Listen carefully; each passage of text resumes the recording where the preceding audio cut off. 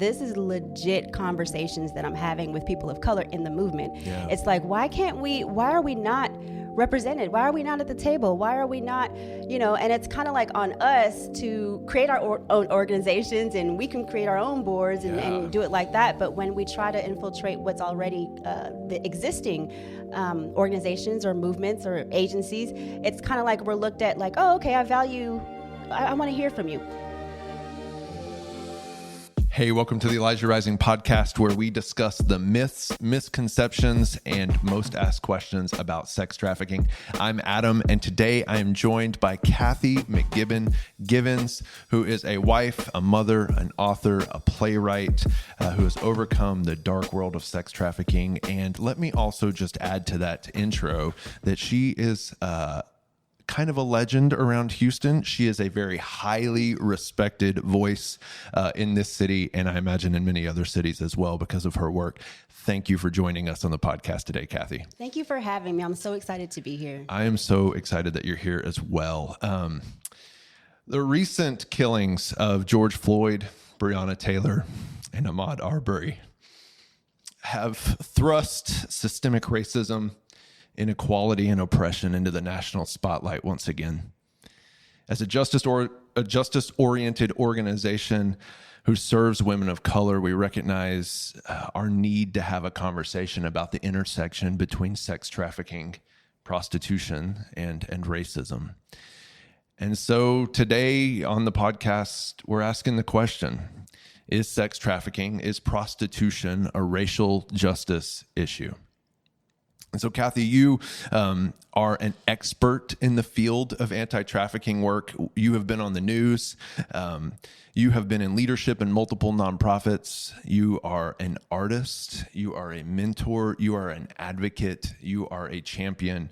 And so in all of that experience, first thing I want to ask you is, do you think people have attempted to fight trafficking while ignoring the issue of racism? I have to be honest, and as someone that is actually actively in the fight as well, that's something that has burdened me for quite some time, because people of color are underrepresented in this movement. Unfortunately, I hate to say that, we've made tremendous strides in the anti-trafficking movement. We're doing amazing things, and we're going in the right direction. But too often, people of color, women of color, are not represented or underrepresented, and we're not acknowledging racism as a root cause. You know what I mean? Yeah. And so, as being in the movement, we know that trafficking is deeply rooted in racism. Yeah. And we can't fight a movement. We can't fight or combat that crime without talking about the root cause, one of the root causes, right? And so we've only been fighting a portion, just a small part of trafficking, and we're not taking a holistic approach. But I do think that it's something that needs to be discussed. That's why I'm so honored to be sitting here with you today, because we're behind. These discussions should have been happening long before the recent killings, the recent murders. Right. But I want to honor George Floyd and his life. Yeah. Because of his life, we are able to have these conversations. We are now having these conversations. Yeah, and so the connection to George Floyd, right? Like, I mean, he wasn't a trafficking victim, but it is like, one thing that we say, and it's a quote that we use often, I'm sure you've heard it used before, and you may have used it yourself, like, trafficking is the exploitation of vulnerability. Right. And so it is those vulnerabilities that create a system and create an atmosphere where trafficking can thrive. And so, I mean, would you say, I know the answer to this question, but I'm going to pose it to you. I mean, would you say racism is one of the largest contributing vulnerabilities that leads to this? It is. And I'm going to quote a friend. I was talking to her yesterday, and it hit me like it pierced my heart when she said it, but she was like, if not for the foundation laid by systemic racism, I don't know that I would have been exploited. Wow. And I was like, it hit me. It hit me because I think about my own experience in my own life, and I, though, that it was evil what happened to me. It wasn't right. I'm not justifying traffickers in any way. Their actions in any way. But if we pause for a moment and think about the oppression and the injustices that they've had to suffer through historically, generationally, would we be in this fight? Would there be a reason for Elijah Rising today? Would there be a reason for all of the other, organizations today? Would we have to be fighting to the point where we're so behind if we would have addressed this long, long ago? And so that's something that we have to think about. It's separate causes. Yes, George Floyd was not a trafficking individual, but it's definitely rooted. Yeah, it's so closely related to it. Yeah. And you know what? I just want to acknowledge the fact that you are so right to say that it shouldn't have taken this to create these conversations. These are the types of conversations we should have been having long ago. Yeah. And we do. I'm on staff here at Elijah Rising, and we recognize as an organization, like, those root causes are so, it is so important to recognize them and then address them in any way that you can. But that's going to lead to a lot of major shifts, not just at the grassroots level, the work that we do and the work that you do in particular, but like in all sorts of different sectors and spheres of society. Absolutely. I was wondering if you wanted to talk about the Mann Act at all. Did you want to mention that? Yeah. So historically, when we talk about racism and human trafficking, we have to acknowledge the Mann Act, which originally was named the White Slave Traffic Act. So if you think about that name, the notion alone in that name has racial undertone, right? It's well, not undertone. It's racialized. Literally, it's basically saying that the victims identified as human trafficking were white, and so who were when the movement started, it was an anti-trafficking movement. But who were the victims? Who were they supporting? Who were they going after? Who were they looking for and identifying as victims? It definitely wasn't brown and black girls, right? It was white girls, white women, which left the brown and black girls to fend for themselves. Historically, during slavery, Black women, Black girls were considered Jezebels, and that was to justify the brutality that they had to experience through rape, by their white owners. Instead of calling it what it is, you are raping and you are assaulting and you are terrorizing and torturing our Black and brown women. Instead, it was just like, oh no, you're just a Jezebel. We have labels for them, which made it easier for society to put them in categories. Well, dehumanize us. To dehumanize them and leave them behind, essentially. And so when we fast forward to 1900, when the Mann Act, or when the White Slave Traffic Act was put into place, our brown and black girls didn't stand a chance. They weren't considered victimized. And that has a lot to do with the adultification of Black women as well, and Black boys. For instance, what happened with George Floyd, a lot of our Black boys are, because of adultification, they are looked at and viewed as older than they really are. So you have an 11-year-old boy, and he looks like he is, historically, he looks like he's 19. And so that incites fear in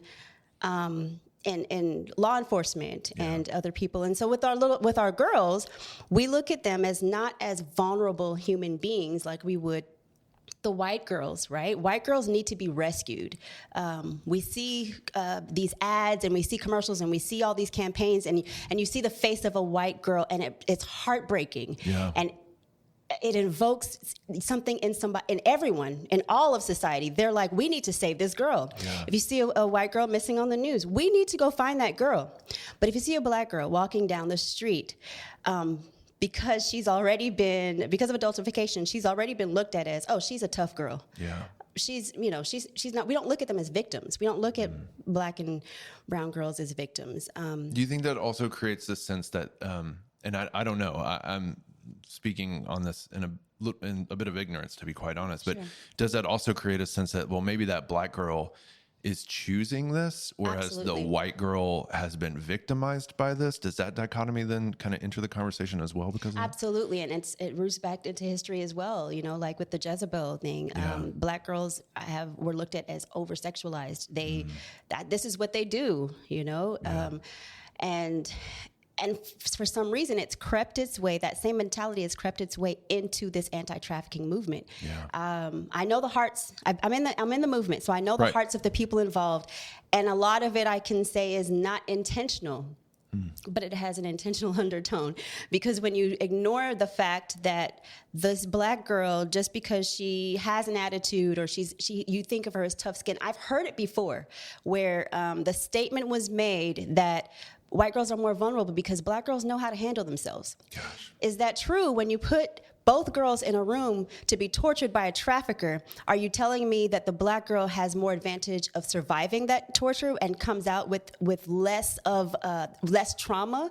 That is absolutely false. Sure. So we have to look at it like that. We have to look at these women and these girls as equal. They are human beings, and it's not a Black versus, it's not a Black problem or a white problem. Human trafficking is an everyone problem. Absolutely, yeah. And so the same resources and the same support that we extend to white girls and white women, Black and brown girls deserve the exact same thing. Yeah, absolutely.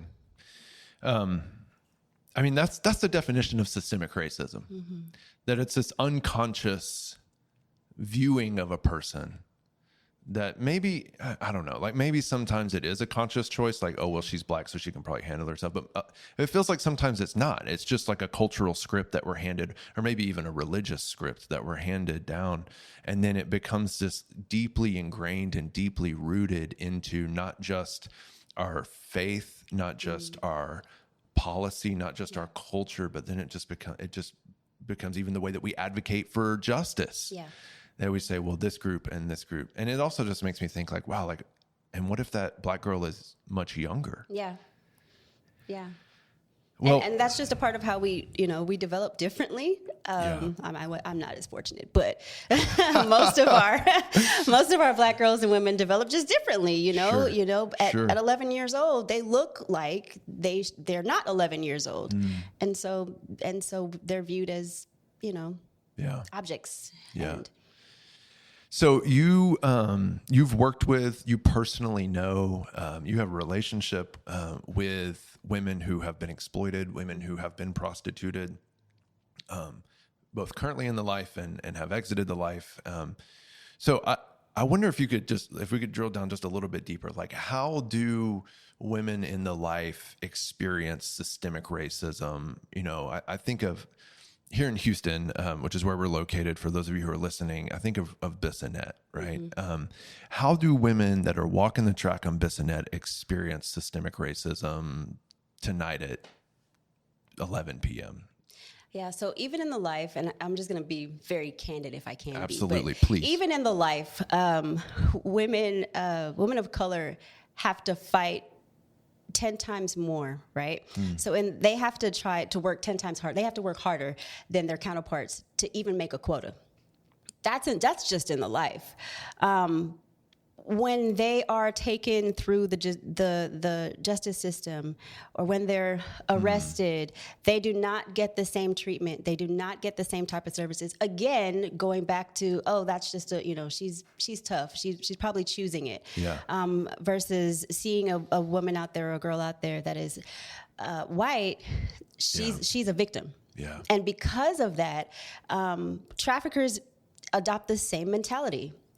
You got it. Like, go here. You can handle 30 clients a night. You can handle that. You're tough. You know what I mean? And so even in the life, they have to work. And, for those who think that sex work is a choice, they can't honestly tell you that women of color, they can't honestly tell you that it's that they leave satisfied, that that this is something that they want to do, because they're more likely to be victimized, right? And they have to work harder. And so if you think about like the employment gap and the wage gap and even our public schools, a lot of these girls, that it's not a choice. They don't want to be out there, but it's generational, right? And so you look at the public schools that in some of these neighborhoods, and you compare them to the schools in other neighborhoods.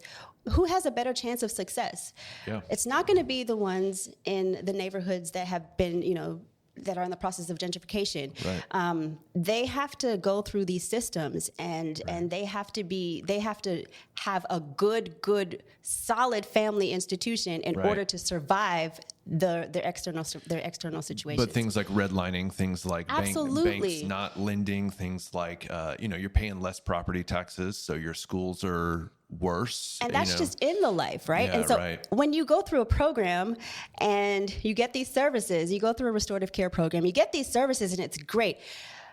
I know from experience and from knowing people that have gone through programs, it is more likely that the woman that is white or the girl that is white is going to be 100% more successful than the woman or the girl that is black in a program.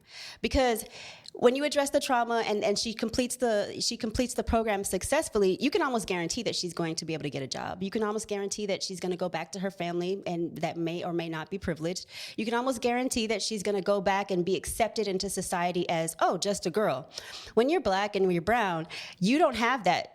You don't have that option. Before you're exploited, you're already facing racial barriers. Yeah. Then you get exploited, you add that trauma, then you go to restorative care, and then you leave the life, and we expect them to thrive in communities where the color of their skin is not even accepted. Yeah. So how can they, on top of the trauma, go back and say, okay, well, I'm going to be successful?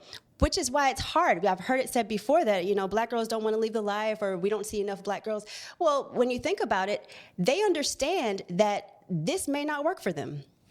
They understand that, I can go to a program, but am I really going to be afforded the same privileges as my white counterparts? Absolutely not. Well, especially if if the goal is to leave the program and to go back to their neighborhood, but that neighborhood is wrecked by all sorts of other injustices, economic injustice, and that is. It's harder to get housing. It's harder to get employment. It's harder for people to take you seriously. Yeah. Especially maybe if you have a case, or Especially if you have a case. I don't even want to talk about the industrial complex of that. Like that alone.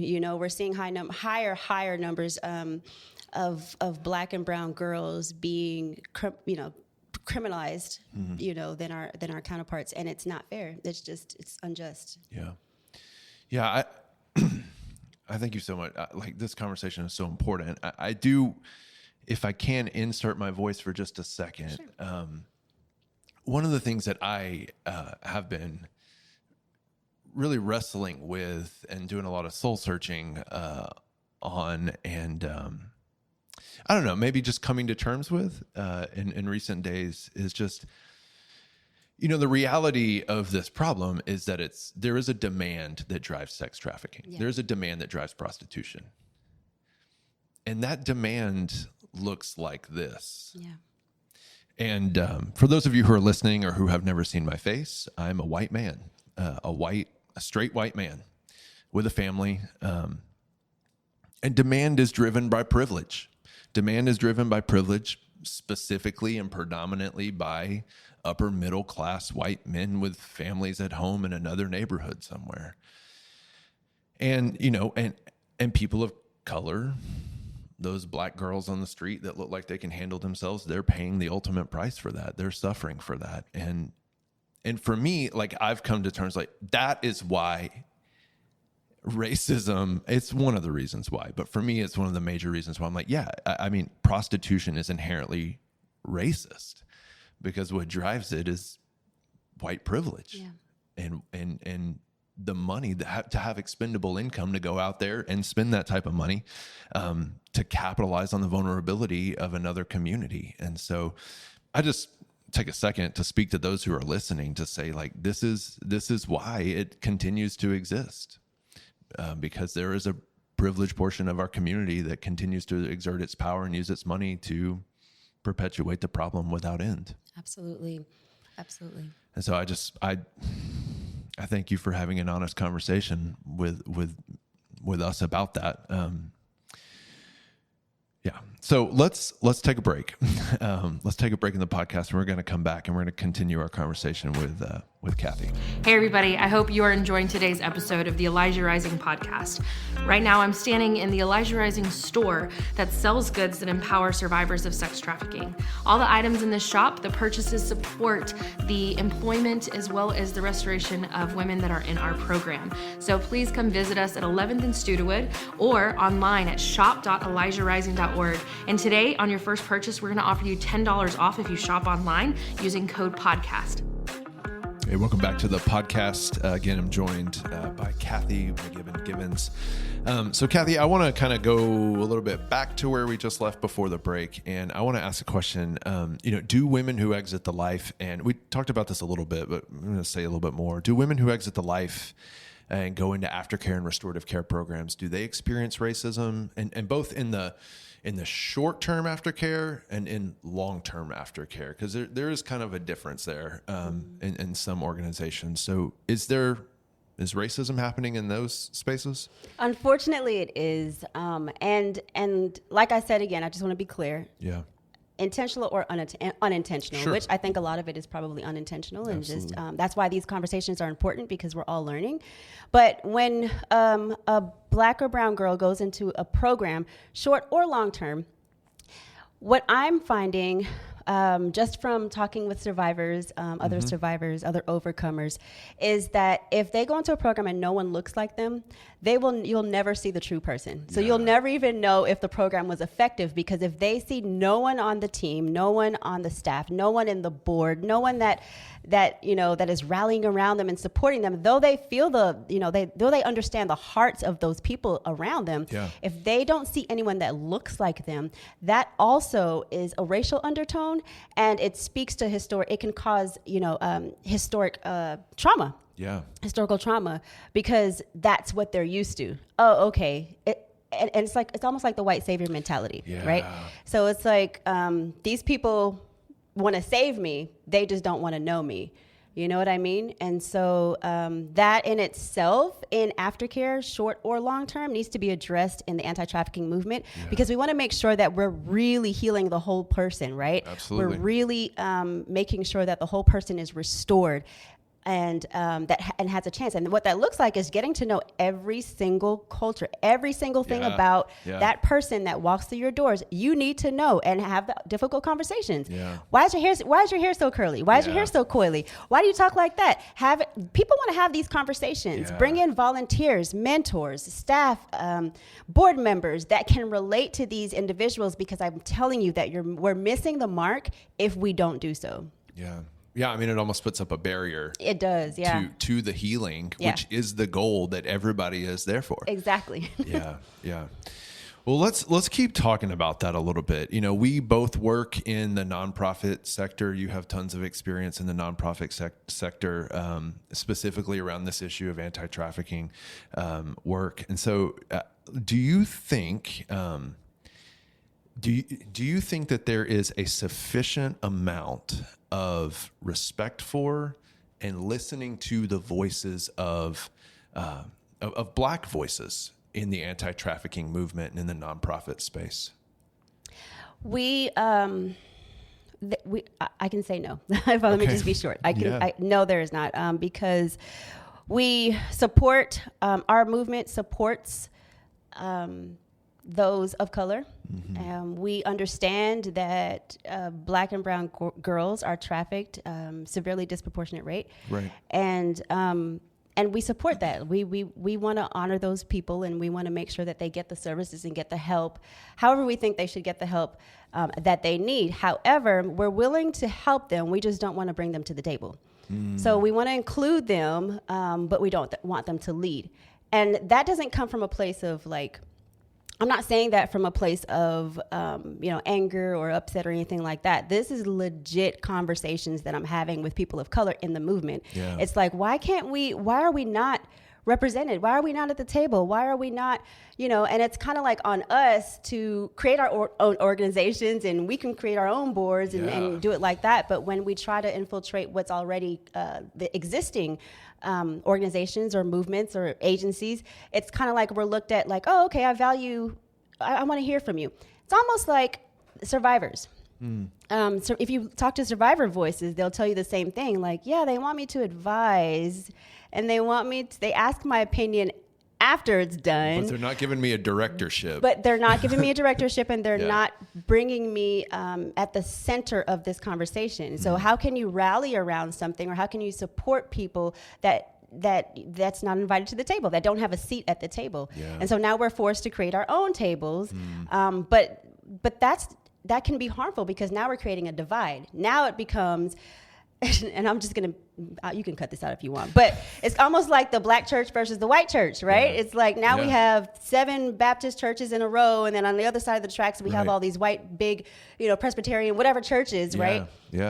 How did that even happen? How did we get there? Racism. Because racism. We're not talking, we're not talking to each other. We're not learning from each other. We're not integrated.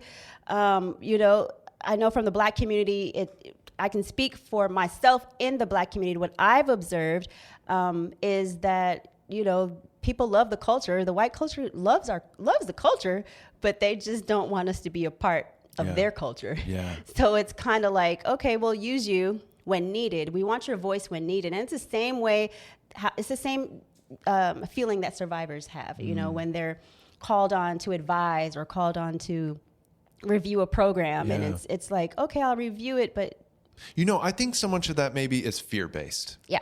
That it's like, we want your culture, we want to hear your voice, but we're kind of afraid that you don't know what you're doing. That if we give you too much power, we give you too much voice, then you might say something wrong, do something wrong, lead the wrong way, which makes me feel really uncomfortable. Yeah. And I might lose something.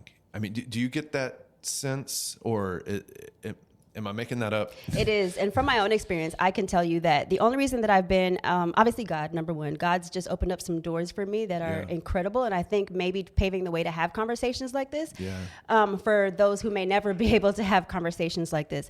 But for myself personally, I've experienced the only way that I was able to get into some of the rooms that I was invited to, or some of the seats at the table that I was invited to, was because I was told that I was very articulate.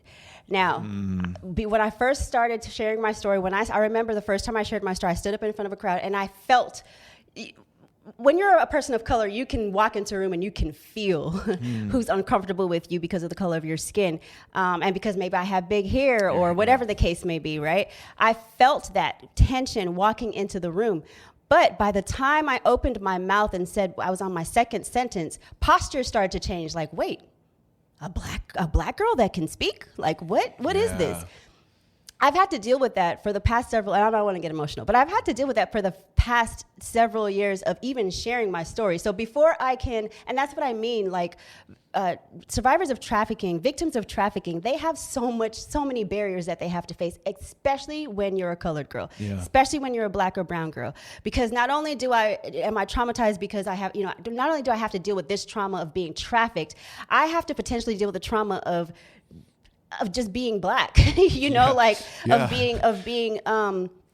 of experiencing that racial tension and experiencing discrimination and prejudice because of the color of my skin. Yeah. So when I started sharing my story, I had to get through that first. I knew already that there was going to be something, and I was right. But thank God, I know how to speak. I don't think that I'm articulate. I just think I know how to speak, just like you know how to speak. Like I know English. You know what I mean? Right. I may not have like the slang that some of my brothers and sisters have, but you put me in a room with my brothers and sisters, and that slang comes out in a minute. Like clap back, like for real, right? Or if you get me mad enough, it doesn't mean that because I speak like that in my family with my friends and my family, that it doesn't mean that I don't have the solutions, right, or I can't contribute to some of the solutions to end trafficking. Right. And so that alone, that was just my personal experience. But that is a lot of what other people experience. I've been told, you can't go, your hair's too curly, and can you make it straight? So many things that you would not tell white people. There's just so many things. So many things that I have to adjust and I have to, do to be accepted. And I'm actually guilty of being silent There's a lot of jobs I look back on. There's a lot of positions that I've had that I look back on and I was like, well, why did I conform to that? Because of fear is what you said. It's fair on both sides. It's fair from Black people that, you know, that if I say too much, I'm going to get kicked out of this room. Yeah. Or if I, you know, contribute to, if I say the wrong thing, or if I speak a certain way, I'm not going to get invited. Yeah. But I really want to get invited because I really want to see change. I really want to see an end to trafficking. But how do I say it so that it's accepted? So I got to go home and ponder. On top of my traumatic experience of being trafficked, I have to go home and ponder, okay, how do I let them know? And then it's insulting to, you know, when people that experience trafficking, it's like I have to package my story so that it's acceptable to you. Right. So when my sister, who is Black and brown, when she comes to the table or she shows up at the place and she's using terms and maybe even some curse words because that's how she emotes her anger and her trauma, you look at her like she's unworthy of being invited to the table when she is literally telling you how to stop trafficking. She's telling you from her experience. She knows the solution. She knows the intimately. solution. Yeah. Her language is just different. Yeah. Why aren't we inviting those people to the table? Because they don't sound like us? Yeah. Because they'll scare donors? I don't know. Like, what is it? Like, I don't understand. And so, so again, thank you for having this conversation because it needs to be, like I said, I'm guilty, and God's been really on my heart, and I feel very convicted about being too quiet as a Black, brown girl in the movement, out of fear for losing my position or my voice, losing my voice in the movement. Well, again, thank you for your voice. That sounds, I cannot know what that feels like. I will never know what that feels like, but it sounds so exhausting. Like that is just like one effort on top of the other effort on top of the other effort. It's like you already have to overcome the trauma, but then there's the trauma upon the trauma upon the trauma. And then there's the baseline trauma that you just experience simply because of the color of your skin or certain words that you use culturally. So let me just say, we're not done here, but let me just say, not only thank you for your voice, but thank you for your strength to overcome that, because we need your voice. I need your voice. The movement needs your voice.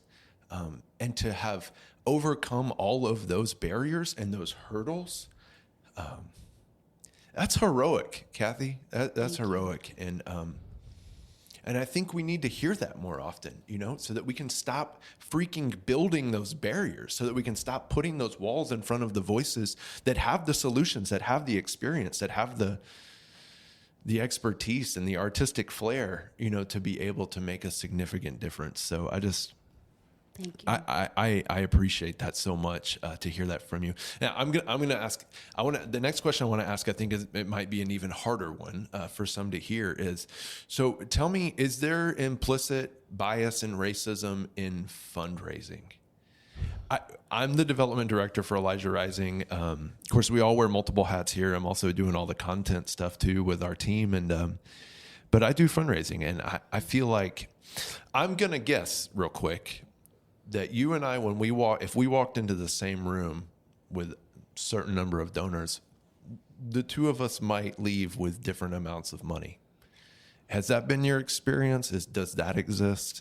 It absolutely does. And it's because I think with the movement's kind of adopted this perception that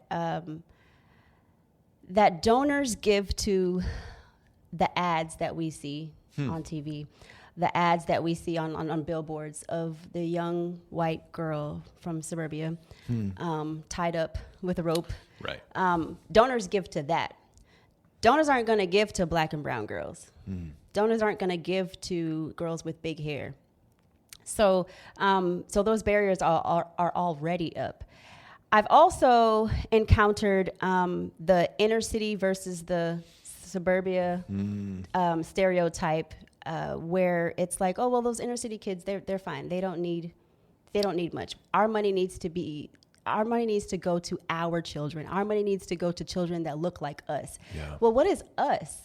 Again, I go back to my example. Like if you put two young girls into a room with a trafficker or a buyer, and they go through the same torture, which one are you telling me that there's one that is worth saving or worthy of being rescued than the other.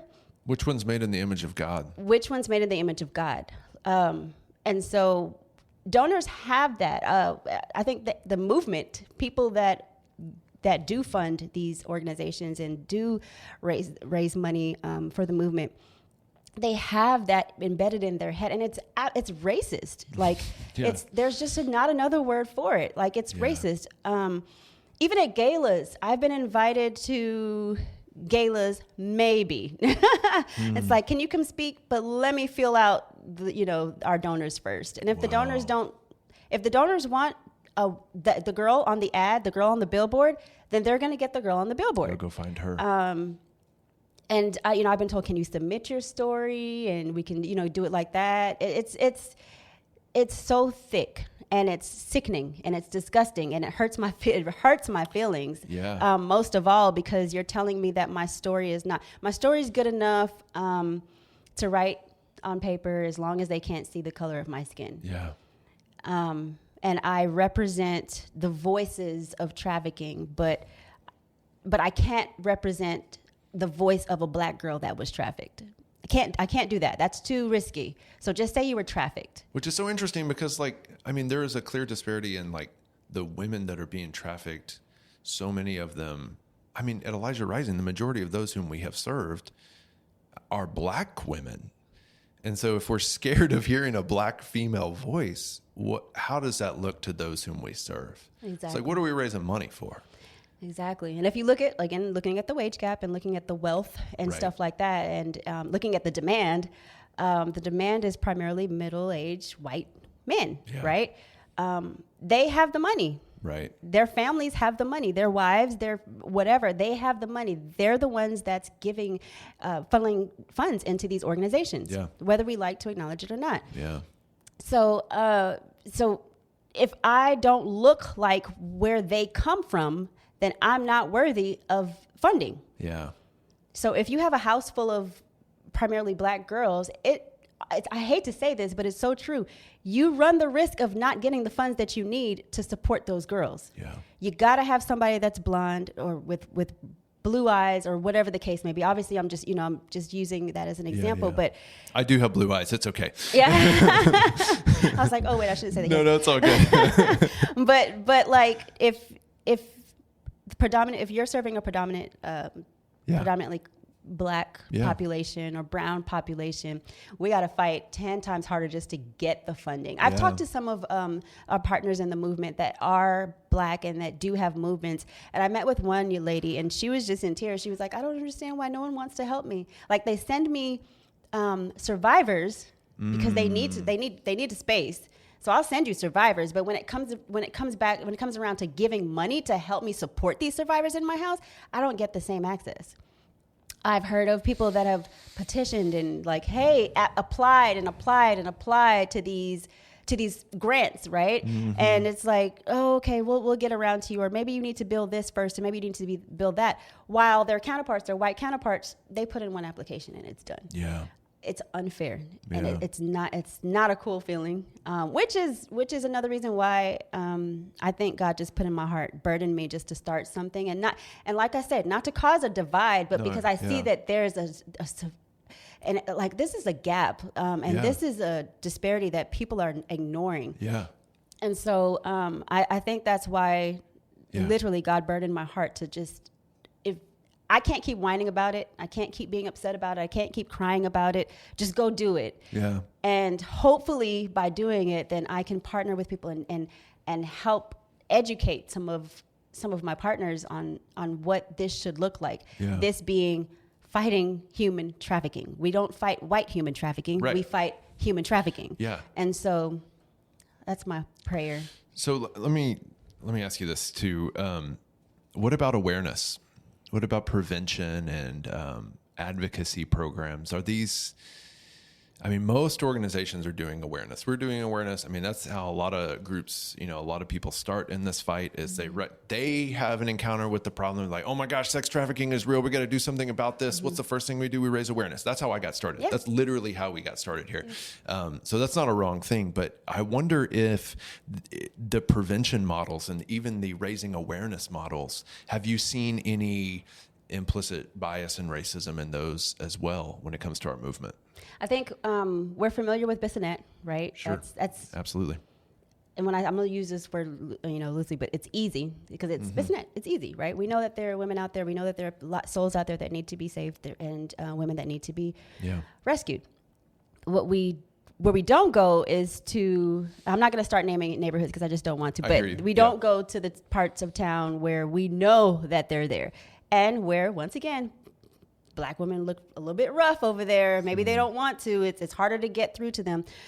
We don't go to those parts. I think we're doing great in awareness and outreach in our efforts, but I think we need to go above and beyond to reach those communities, those vulnerable communities who are most at risk, who, if we drive by their streets and we see a girl, it's just in our head that, oh, okay, she wants to be out there. But if we go by Bissonnette and we go by popular areas, it's like, oh no, she doesn't want to be out there. They're all being forced. Yeah. Right. And so I think out of fear, we kind of just block out that, there are communities and there are vulnerable communities and people that are hurting outside of what we know, outside of the norm.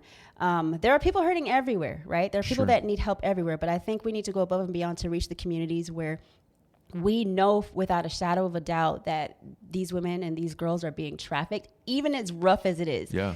A lot of this movement is founded in the body of Christ, right? And so I can't fathom being scared to go into a neighborhood knowing that I'm armored with the weapons of warfare. Yeah. Like, it just doesn't make any sense to me. Yeah. If I go on Bissonnette, then it's just as dangerous for me to go into whatever. So we need to come up with solutions to reach that community too. We can't just exclude them. Yeah. And that's where a lot of our Black and brown girls are. And this is Houston. I mean, there are far more Black and brown communities than there are predominantly white communities. I mean, white people are a minority in Houston, right? So what you're talking about is there is a greater representation of that than those easy places to find. Well, Kathy, I just want to thank you again and again and again for your voice and for you taking the time to teach us and to teach me and have a conversation with me personally. This is a little bit selfish. I mean, we're doing this for Elijah Rising and hopefully for the movement as a whole and for all sorts of people that are listening. But just personally, like person to person, I just want to thank you for this conversation.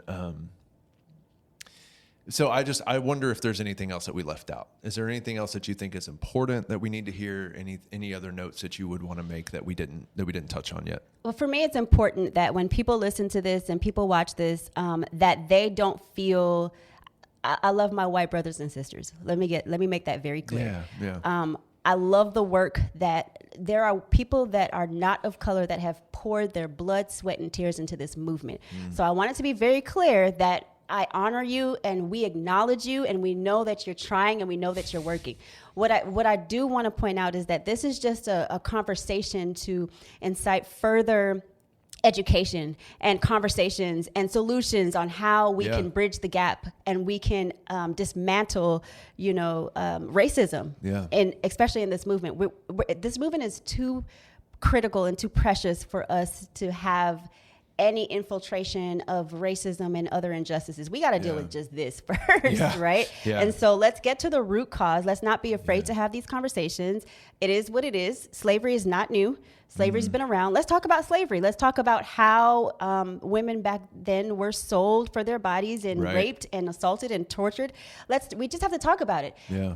Start there. Okay, how are we addressing slavery, especially for African Americans, especially for Black and brown population? How are we addressing it in this movement now? Yeah. We just got to come to the table and start talking about it. So I don't want to walk away with anyone feeling attacked or this is a conversation to create any kind of racial tension or divide in the movement. This is a conversation to bridge us together. And I hope that this is a domino effect. I hope that more organizations will do it. I hope that everyone will talk about it because no one knew what to do with trafficking in the movement. We all just came to the table and prayed, and we were just like, what do we do? What do we do about this? This is a big problem. Yeah. Well, racism is a huge problem. Yeah. It's the same thing. And I believe that, especially for those organizations rooted in the body of Christ, I believe that we need to be on the front lines of this thing, and we need to stop separating the two. Racism and trafficking and human trafficking, they go together. You can't fight one without the other, period. And so I just want people to hear my heart with that. I love everyone sincerely. I'm just, I'm hurt, and I'm ready for change. Yeah. Yeah. The movement is too critical to not get this right. Yeah. And it's too linked to our Christian faith. There are too many Christian leaders, too many churches that are part of this movement who are on the front line to not get this right and to have these hard conversations. I just am in total agreement with you on that. And I thank you for being bold enough to state that, because it's so true, not just for you and I that are in these leadership roles, but for the women that are being exploited right now. It's for them. It's for them to have safe exits and long-term recovery and homes to go to. Do you have any resources? Would you recommend anything for those who are listening, for me, even for our organizations? Would you recommend anything to read, anything to watch, anything to listen to, any resources for us? So as far as racial reconciliation, the first thing that comes to mind is Be the Bridge. I think it's by John Gray. He has some awesome resources from there. Logging onto that website, they provide a plethora of resources that talk about race and cultural divide and bridging that gap, right? I think starting there and on using resources like that and bringing that into the movement, I think that's what we need. I think that's what's been missing. Awesome. Obviously, I just really hope that the anti-trafficking movement comes together. I think organizations need to come together. And people that are not familiar with trafficking, that are listening, I would encourage them to get to know their anti-trafficking community, more about Elijah Rising. Y'all are doing awesome work. Thank you. And more about the other organizations in the movement. Yeah. But also bring the racial reconciliation piece. I think people need to be educated more on. It's critically important to the work. Okay, my last question. You ready? My last question. How can we support you? How can we support your work, your voice, your vision, your mission? What can we do? Well, I've been working on some really, really cool, like I said, God's just been speaking. He's been really good, but he's put on my heart to do some really, really cool things lately. I partner with Street Grace right now as a community advocate. So I would encourage everyone to, if you want to learn more about Demand, I would encourage everyone to go there. But I'm also launching off my new organization. Wait, are you about to make an announcement on our podcast? I am. Hey, shout out. Okay. All right. Let's hear it. No, but I am launching my new organization called 1211. It's brand new. It's a baby in the making. And it was birthed out of one, being in quarantine. Praise God. And two, just the burden on my heart to see that, to just fill in some of the gaps of the anti-trafficking movement. So specifically 1211 will focus on restorative care services for women that have gone through program and still can't get it together, still have trouble or need the extra support, lasting support. And so that's what my focus is going to be on. That's what me and my husband's focus is going to be on. But like I said, it's a brand new baby. Awesome. And so I will have more on that. And you can follow my website and I'll keep you informed. Yeah. So we'll put the links to all these things in the show notes. I also just want to say that if you followed our work at Elijah Rising, we had a gala last year, and we did something called the Survivor Monologues, and a couple of those monologues were written by Kathy, and we are so thankful for her participation in that, and providing another way for your voice and your experience and your expertise to be heard. So, and we are working on some projects together, Elijah Rising and Kathy, we're working on some projects together for the future. And so just, again, thank you so much for your voice, for having this conversation, for being bold and for saying hard things. And I just so deeply appreciate you. If you want to find out more about the work of Elijah Rising, you can go to our website, elijahrising.org. We also have a store that supports the women that are in our restorative care program. And you can find all those products at shop.elijahrising.org. Follow us on Facebook, Instagram. You can find a video version of this podcast on YouTube. Like, subscribe, go to Kathy's website. Don't you have a book too? Yeah, I have a book. Go buy her book. Yeah. It's like you turned your journals into a book. Yeah, it's a journal, literally. And it became my book. And Yeah. Go buy Kathy's book. Anyways, thank you so much. And we want to continue the conversation. So if you've got questions, let us know. If you have comments, let us know. And we will see you on the next episode of the Elijah Rising podcast.